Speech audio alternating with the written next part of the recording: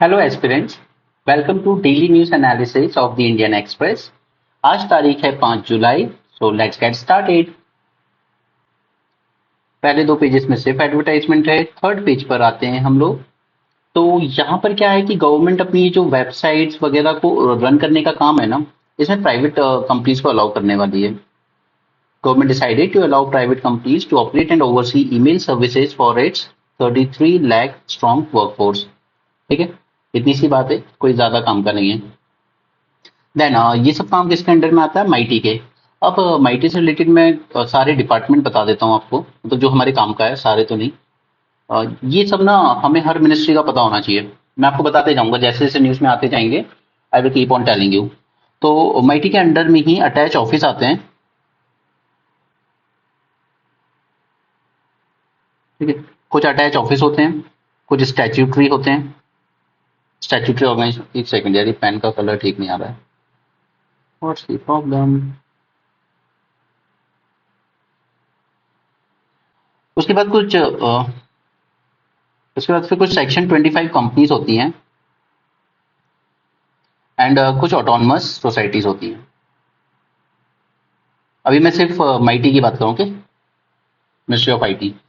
सो इसके अंडर हमारे दो काम किए, दैट इज एनआईसी और उसके अलावा है एक एसटीक्यूसी। ये इतनी इंपॉर्टेंट नहीं है, इसको छोड़ दीजिए, लेकिन एनआईसी इंपॉर्टेंट है, ये आप याद रखिए। उसके बाद फिर आ जाता है आई सर्ट, ये इमरजेंसी रिस्पांस टीम। जब भी कोई अटैक होता है हमारे कंप्यूटर सिस्टम्स पे, क्रिटिकल इंफ्रास्ट्रक्चर पे, तो ये रिस्पॉन्स करती होगी। सेकंड इज यूआईडीआई, ये भी इसी मिनिस्ट्री के अंडर में आती है।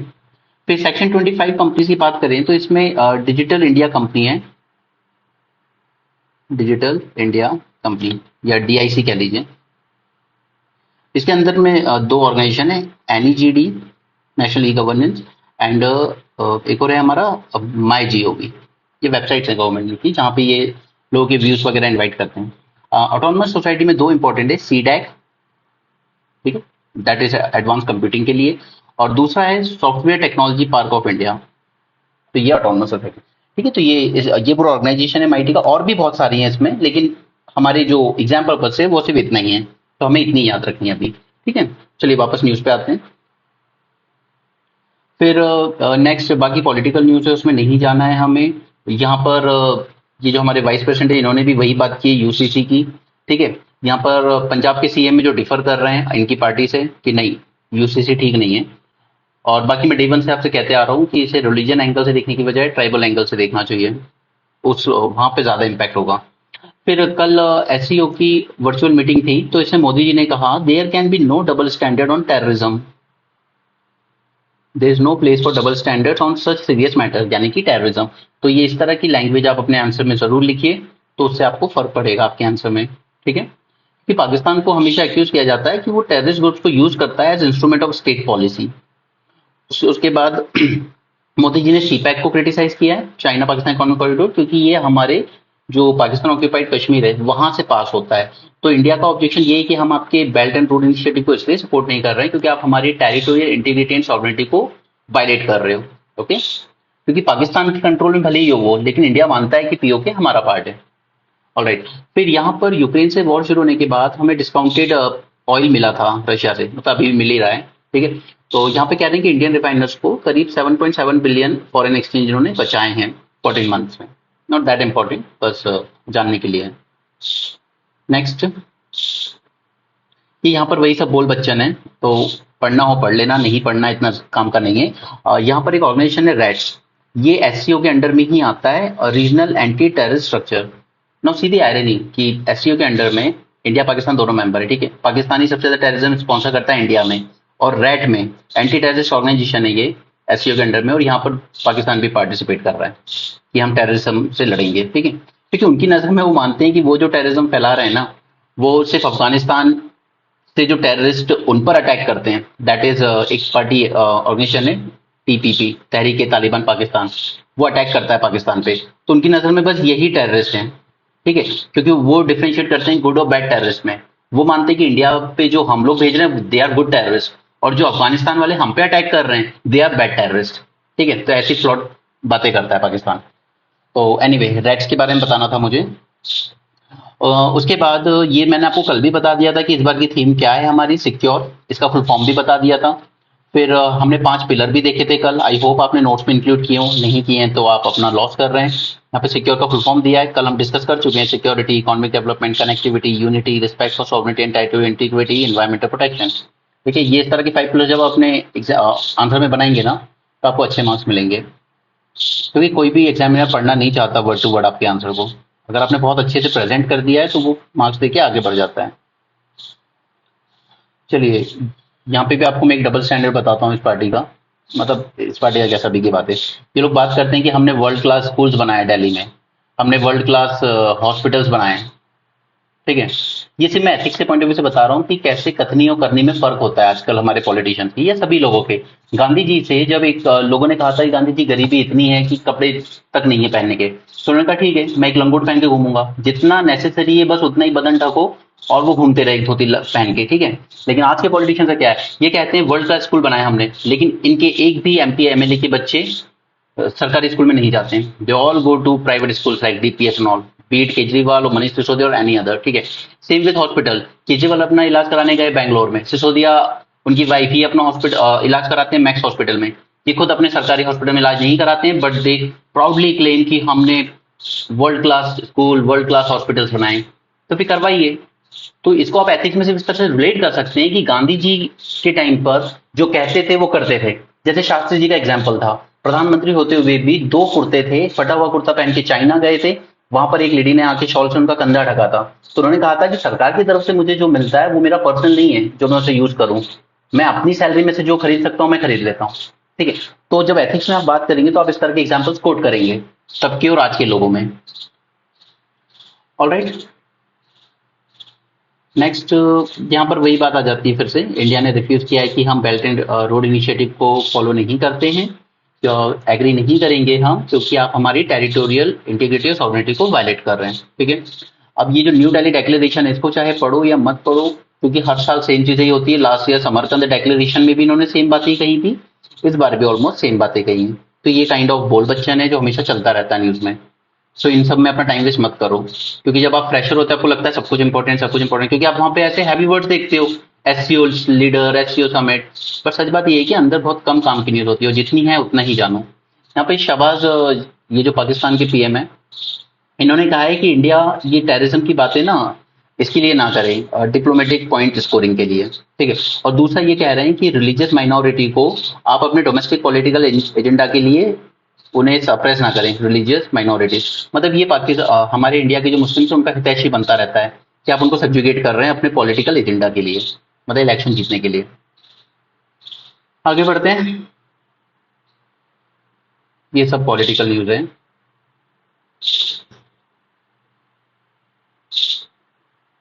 यहाँ पे कुछ खालिस्तान सपोर्टर्स ने ना यूएस में जो हमारा कॉन्सुलेट इंडिया का उस पर अटैक किया है। मैं ही बताता हूँ या आगे आपको खालिस्तान की बातें।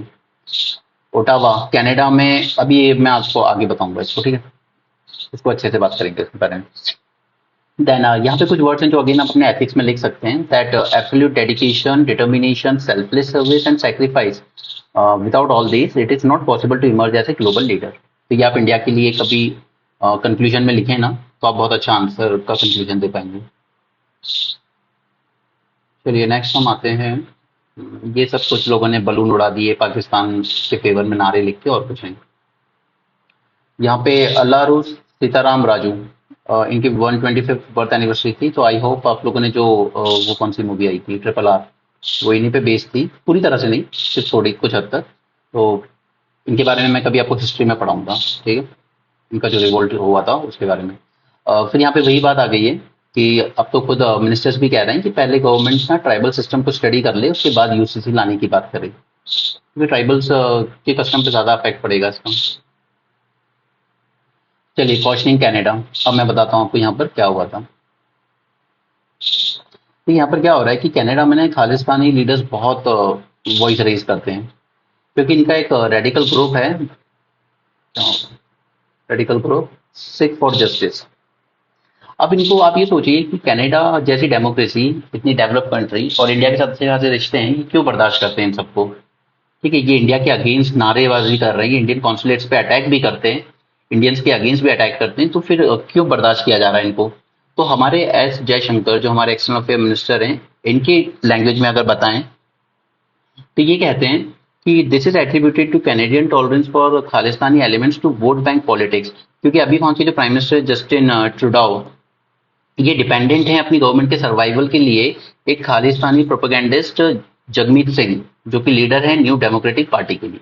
ठीक है, तो ये जो पार्टी है इसके लीडर हैं, तो इनके सपोर्ट पे टिकी हुई है इनकी गवर्नमेंट, और ये खुल के खालिस्तानी प्रोपेगेंडा चलाते हैं, तो इसलिए बर्दाश्त करना पड़ रहा है उनको।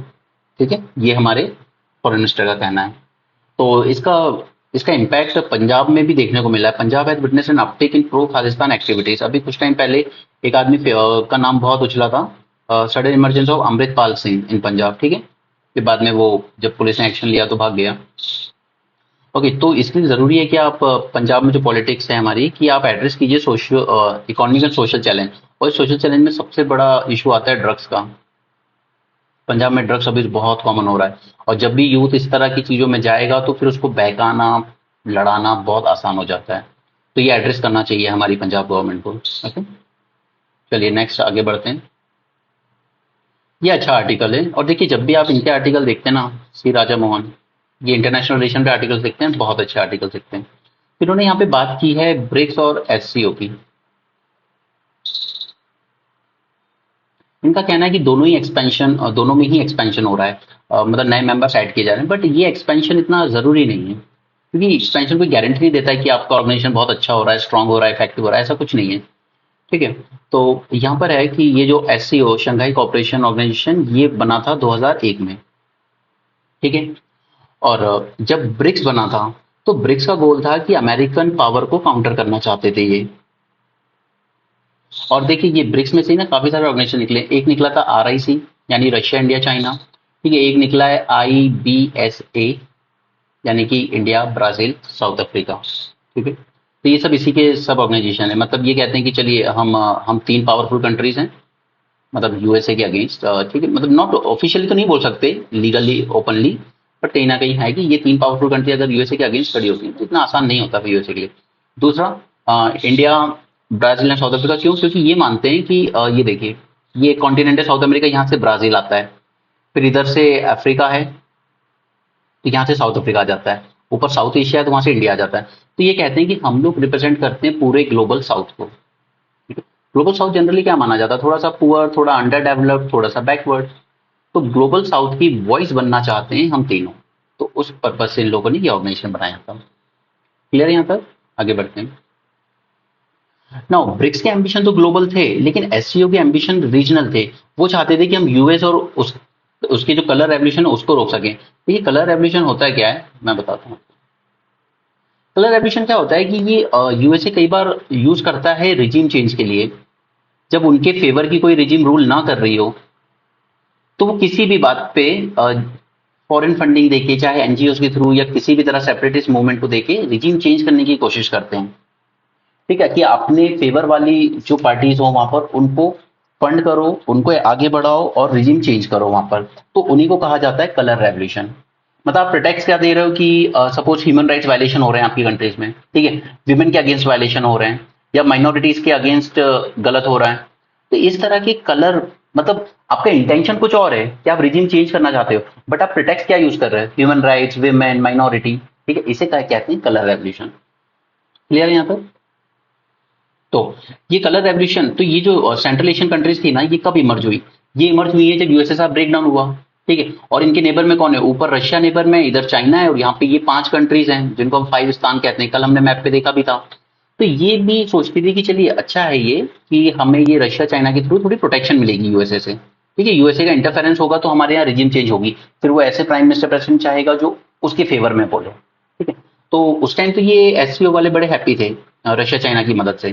तो इसी के लिए इन्होंने एक शंघाई फाइव ग्रुप बनाया 96 में, जिसमें रशिया चाइना के अलावा कजाकिस्तान, किर्गिस्तान, ताजिकिस्तान। अब मैंने आपको कल बॉर्डर दिखाया था, यहाँ पे ताजिकिस्तान था, चाइना से बॉर्डर शेयर करता है। ठीक है, इधर किर्गिस्तान था, ऊपर कजाकिस्तान, और ऊपर रशिया से शेयर करता है बॉर्डर। ठीक है, तो इन पांचों ने मिलकर बनाया था शंघाई फाइव। और हमारा ब्रिक्स कब बना? हमारा ब्रिक्स बनता है 2006 में। पहले 4 ही कंट्रीज थी, उसके बाद 2010 में आपने साउथ अफ्रीका को भी ऐड किया। ओके, तो अब वापस से डिबेट की जा रही है कि क्या इन दोनों ऑर्गेनाइजेशन का एक्सपेंशन होना जरूरी है। तो ये कह रहे हैं कि देखिए, large membership does not necessarily make any group more effective, बल्कि लार्ज मेंबरशिप हो जाते हैं तब तो ग्रुपिंग शुरू हो जाती है। जैसे अगर इंडिया आया है तो वो रशिया का थोड़ा सा फेवर लेता है, ठीक है। पाकिस्तान आया तो चाइना के साथ उसकी बॉन्डिंग थोड़ी ज्यादा स्ट्रांग होती है। अब ईरान को भी शामिल कर लिया गया है एससीओ में, तो फिर कहीं ना कहीं थोड़ा सा वो उधर पाकिस्तान की तरफ टिल्ट हो जाता है। ओके, तो बड़ी जब एक्सपेंशन ज्यादा हो जाता है, मेंबर ज्यादा हो जाते हैं, तो डिसीजन मेकिंग और मुश्किल हो जाती है। ठीक है, अगर ऐसा होता तो फिर नैम और ओआईसी बहुत इफेक्टिव ऑर्गेनाइजेशन होते हैं। नैम में 60 से ज्यादा मेंबर्स हैं, ओआईसी में भी 50 से ज्यादा हैं, बट नहीं है वो इफेक्टिव। यही लॉजिक दिया जाता है यूएन सिक्योरिटी काउंसिल के रिफॉर्म में भी, कि इसको एक्सपैंड करेंगे तो अभी 5 लोगों में डिसीजन लेना फिर भी आसान है, बाद में इसको और ज्यादा दिक्कत हो जाएगी। ये लॉजिक देती है वो P5 कंट्रीज। नाउ, एससी का कोर ऑब्जेक्टिव क्या था? To counter external threat from US. Okay, इसलिए जब इंडिया ने ज्वाइन किया था एससीओ, तो यूएस ज्यादा खुश नहीं था कि ये ऑर्गेनाइजेशन बनाई हमें काउंटर करने के लिए था, आज आप क्यों ज्वाइन कर रहे हैं इसको, आपके साथ तो हमारे रिश्ते अच्छे हैं। ठीक है, सेंट्रल जो मैंने आपको बताया, Central Asian rulers welcome the protection Russia and China offered against the threat of regime change sponsored by west. West यानी यूएस एंड यूरोप। ठीक है, अब हुआ क्या है, मॉस्को ने जब यूक्रेन का इन्वेजन किया, और रशिया के कुछ नेशनलिस्ट लोग हैं वो खुल के कहते हैं कि ये जो रिपब्लिक्स हैं, ये किर्गिस्तान वगैरह जो 5 स्थान है, they are nothing but artificial state, बना दिए गए जबरदस्ती सोवियत यूनियन को ब्रेक करके। तो ये बात इन 5 देशों को पसंद नहीं आ रही कि आप लोग तो हमें मानते ही नहीं हो, हमारी एग्जिस्टेंस ही नहीं मानते हो, आर्टिफिशियल स्टेट कह रहे हो। तो इसलिए अब वो लोग कोशिश कर रहे हैं कि उन्हें अपने इंटरनेशनल रिलेशन डाइवर्सिफाई करने। पहले वो सिर्फ रशिया और चाइना पे ही डिपेंडेंट थे, अब वो इंडिया की तरफ देख रहे हैं, जापान की तरफ देख रहे हैं, यूएस, यूरोप, टर्की की तरफ देख रहे हैं। ठीक है, तो ये उनके पॉइंट ऑफ व्यू से हमने देखा। अब अगर हम एससीओ की बात करें तो एससीओ को सभी कंट्रीज अलग अलग ग्लास से देखती हैं। ठीक है, जैसे रशिया है, वो ये मानता है कि BRICS is about political mobilisation against US, और बीजिंग बीजिंग कहता है we use it as a leverage to expand economic and commercial influence. और इंडिया की बात करें तो इंडिया इसको देखता है as hedge against potential threat from US. देखिए, यूएसए के साथ आज रिलेशन अच्छे हैं हमारे, लेकिन 2001 से 2008 तक, 8 में हमने साइन की थी उनके साथ न्यूक्लियर डील, तब तक रिलेशन हमारे ज्यादा अच्छे नहीं थे यूएसए के साथ, क्योंकि 99 में हम लोगों ने न्यूक्लियर टेस्ट किया था, तब यूएसए ने हम पे बैन लगाया। फिर तब से लेके 2008 तक हमारे यूएसए के साथ रिलेशन ज्यादा अच्छे नहीं रहे। ठीक है, लेकिन 8 के बाद हमने 8 में हमने न्यूक्लियर डील साइन की और फिर वहां से रिश्ते सुधरते चले गए। ठीक है, लेकिन at the same time China के साथ बिगड़ते चले गए, और रशिया भी कहीं ना कहीं अब थोड़ा सस्पिशन के साथ दिखता है कि इंडिया यूएसए में कुछ ज्यादा इन्वॉल्व हो रहा है। और पहले इंडिया बात करता था मल्टीपोलर वर्ल्ड की, मतलब सिर्फ यूएसए सोल पावर नहीं होना चाहिए, वहां पे कुछ काउंटर बैलेंसिंग होनी चाहिए, मतलब अलग अलग पावरफुल कंट्रीज होनी चाहिए एक दूसरे काउंटर बैलेंस करने के लिए। बट अब वर्ल्ड तो छोड़िए, फॉरगेट अबाउट इट, बट अब तो मल्टीपोलर एशिया की तरफ देखना पड़ रहा है इंडिया को, क्योंकि पूरा रीजन चाइना का बैकयार्ड बनता जा रहा है, खासकर बेल्ट एंड रोड इनिशिएटिव आने का, क्योंकि लगभग सभी कंट्रीज ने ज्वाइन किया है इसको। तो चाइना से ही पूरी पहचान हो रही है एशिया की, रशिया कहीं ना कहीं वीक पड़ता जा रहा है, खासकर इस वॉर को शुरू करने के बाद। ऑलराइट, तो ये इस पूरे आर्टिकल का क्रक्स था। दूसरा, यहाँ पर इन्होंने आर्टिकल अपने पर्सनल पॉइंट ऑफ व्यू से लिखा है कि कैसा इंडिया हम नहीं चाहते हैं। तो आर्टिकल मत पढ़िए, वो इंपॉर्टेंट नहीं है, बट आप खुद से ब्रेनस्टॉर्मिंग करके देखिएगा और आप क्या नहीं चाहते हैं इंडिया कैसा हो। तो हम नहीं चाहते कि हमारा इंडिया में इनइक्वालिटी ज्यादा हो, मतलब रिच बहुत ज्यादा ही रिच हो, पुअर बहुत ज्यादा ही पुअर हो। राइट, हम इनइक्वालिटी नहीं चाहते, हम किसी तरह का जेंडर डिस्क्रिमिनेशन नहीं चाहते, या जेंडर बायस कह लीजिए। ठीक है, ऐसा ऐसा देश हम नहीं चाहते। उसी तरह हम ऐसा देश नहीं चाहते जहां चीजें कास्टिज्म और रीजनलिज्म पे बेस्ड हो। ठीक है, इनइक्वालिटी से यहाँ पे मेरा मतलब था कि जैसे मैंने कल आपको बताया था, कर्नाटका की इनकम 4 टाइम ज्यादा है बिहार से। ठीक है? तो ये एक तरह का अनइक्वल ग्रोथ है जो वो नहीं चाहते हम। ठीक है, हम रेडिकलाइज्ड यूथ नहीं चाहते, रेडिकलाइज यूथ। ऑलराइट, उसके बाद आप क्या एस्पायर करते हो, आप क्या देखना चाहते हो अपने देश में 20 साल आगे? आप देखना चाहते हो कि हमारी इंटेलेक्चुअल कैपिटल बहुत अच्छी हो, कल भी ये टर्म मैंने यूज किया था आपके साथ, इंटेलेक्चुअल कैपिटल। ठीक है, उसी तरह से हमारी सोशल कैपिटल अच्छी हो। आई होप आपको सोशल कैपिटल का मतलब पता हो। देखिए, एक होती है फिजिकल कैपिटल, यानी कि आपके देश का इंफ्रास्ट्रक्चर, रोड, रेलवे, ब्रिज वगैरह बहुत अच्छे हो। ठीक है, एक होती है ह्यूमन कैपिटल, यानी आपके यहाँ का यूथ, आपके यहाँ की पॉपुलेशन अच्छी एजुकेटेड हो, हेल्दी हो। ओके। एक होती है सोशल कैपिटल। सोशल कैपिटल का मतलब होता है कि आपस में हमारे लोगों में एक दूसरे के प्रति कितना ट्रस्ट है। ठीक है, तो ये ऐसी क्वालिटीज हैं जो हम अपने देश में देखना चाहते हैं आगे। ऑलराइट। तो और आप अपने आप से सोचिए, ऐड कीजिए। देखिए यूपीएससी के आंसर्स चाहे ऐसे हो, मेंस हो, ये ऐसे ही नहीं आई, ऐसे मतलब डायरेक्टली नहीं मिलेगा आपको कहीं। आपको ज्यादा से ज्यादा चीजें सोचनी होंगी, आपने जो बिखरा बिखरा नॉलेज पढ़ा है उसको कनेक्ट करना होगा, उसे प्रोसेसिंग करनी होगी अपने ब्रेन में, तब जाके आप यूपीएससी निकाल पाएंगे। चलिए यहाँ पर है कि ये जो महाराष्ट्र में तमाशा चल रहा है, इससे सबसे ज्यादा नुकसान किस चीज को होता है? गवर्नेंस को। क्योंकि देखिए गवर्नेंस, इनको क्या होता है कि अपनी पार्टी बनानी है, गिरानी है, बट उस चक्कर में गवर्नेंस बैक सीट पे चला जाता है। लोगों को सुविधाएं मिल रही हैं या नहीं, बच्चों के टाइमली एग्जाम हो रहे हैं या नहीं, रिक्रूटमेंट हो रहा है या नहीं, सारी वैकेंसीज आपने होल्ड पे डाल दी है, ये सब हो जाता है ऐसे में। एक एग्जाम्पल देता हूं मैं आपको। मध्य प्रदेश में जब कमलनाथ सरकार गिरी थी तो जाते जाते दो ऑर्डिनेंस पास कर गए थे, जस्ट गिरने के कुछ दिन पहले। एक ऑर्डिनेंस ने कह दिया था कि हम ओबीसी को 27% आरक्षण देंगे एमपीपीएससी में, ठीक है। और दूसरे ऑर्डिनेंस से इन्होंने कह दिया था कि हम रोस्टर लगाएंगे। रोस्टर यानी जो भी ओपन कैटेगरी की सीट्स हैं, जो 50% ओपन, मतलब अब तक 10% हटा दीजिए आप ईडब्ल्यूएस का, तो बाकी की जो 40% बच गई, इसमें वही बच्चे आएंगे जिन्होंने जनरल कैटेगरी से फॉर्म भरा। यानी कि जैसे अभी तक क्या होता था, ओबीसी में किसी के मार्क्स अगर ज्यादा अच्छे आए तो उसको ओपन कैटेगरी से सीट मिल जाती थी, राइट। लेकिन इस रोस्टर ने कहा कि नहीं, जो जनरल कैटेगरी से फॉर्म भरेगा पर उसको ही ओपन कैटेगरी की सीट मिलेगी। अगर आपने ओबीसी से फॉर्म भरा है और आपके मार्क्स कितने भी अच्छे हों, आपके मार्क्स बहुत अच्छे हैं तो भी आप ओपन कैटेगरी में नहीं जाओगे, आप ओबीसी की ही सीट लोगे। तो ये जो दोनों ऑर्डिनेंस थे ये होते हैं चैलेंज कोर्ट, हाई कोर्ट में 2018 में, और आज हम लोग हैं 2023 में, और ये मैटर आज तक कोर्ट में एज इट इज चल रहा है। ठीक है, अभी कुछ दिन पहले ही एक रिजल्ट आया है बस, यानी कि 5 साल अपने बच्चों के कोर्ट में खराब करवा दिए, कोई रिक्रूटमेंट नहीं हुआ 2018 के बाद से। अब जाके अभी पिछले महीने ही एक रिजल्ट आया है बस, 2020 का, वो भी 19 का मैटर अटका हुआ सब। तो कहना ये चाहता हूं कि जब भी इस तरह सरकार गिरती बिगड़ती है तो सबसे ज्यादा लॉस किसका होता है? पब्लिक का। ऑलराइट। तो बात यह है कि जब तक पब्लिक हमारी उतनी असर्टिव नहीं होगी कि आप ये सरकार गिराना, खरीद फरोख्त, ये सब बंद कीजिए। क्योंकि देखिए अब ऑनेस्टली तो हम सब जानते हैं कि पैसे इन्वॉल्व होता है सब में, और ये पैसा जब कोई सरकार गिरा के आएगा पैसे देकर, दूसरे पार्टी के एमएलएस को खरीदेगा अपनी तरफ, तो ये कल को जनता से ही वसूल किया जाता है। फिर आपको जगह जगह फाइन भरवाए जाएंगे आपसे, ठीक है। बेवजह आपकी गाड़ियों की चेकिंग करके कि आपके पास पीओसी नहीं है तो आपकी गाड़ी में ये प्रॉब्लम वो प्रॉब्लम, लाइट प्रॉपर वर्क नहीं करी, मतलब सिर्फ फाइन कलेक्शन करने के बहाने ढूंढ जाते हैं। ये सब तरीके होते हैं कि जो सरकार गिराने के लिए पैसा यूज किया गया वो पब्लिक से ही वसूल किया जाता है। जब तक हमारी पब्लिक अपने टैक्स के पैसे की वैल्यू नहीं समझेगी, जब तक वो असर्टिव नहीं होगी कि ये जो ये करप्शन हो रहा है खुल के, इसके अगेंस्ट हैं हम लोग, तब तक ये ऐसे ही चलता रहेगा। एनीवे anyway, एक सबसे बड़ा पता है रीजन ये है कि फॉरेन में जो डेमोक्रेसी बहुत अच्छी है, क्योंकि अगर आप नॉर्डिक कंट्रीज की बात करें तो उसमें ऑलमोस्ट 96% इनकम टैक्स देते हैं, ठीक है। जबकि हमारे यहाँ इनकम टैक्स हार्डली 4% लोग ही देते हैं, लेकिन इनडायरेक्ट टैक्स जो होता है जीएसटी वगैरह, वो तो लगभग 100% पॉपुलेशन देती है जब भी आप कोई सामान खरीदते हैं।